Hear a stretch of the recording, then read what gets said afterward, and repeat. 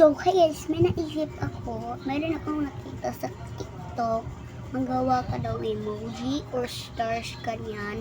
So, i-share natin. Nagla ako ng mga maraming emojis dito sa box. And nag-bring ako ng water. Tapos nakagawa ko. Isipay kikita na kantayo ha. So, okay guys. Kuha mo tayo. Ano nawa ko? Dito. Ito yung ako sa emoji. So, spin natin siya. Tapos, magpapang malaki.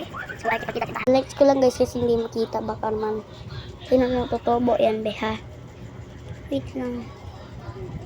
Dito ka tingin. Dito sa dyan yan. O, ayan, di be. Ayan, bibong ka, be. Oh my God. Nakita ko talaga sa TikTok.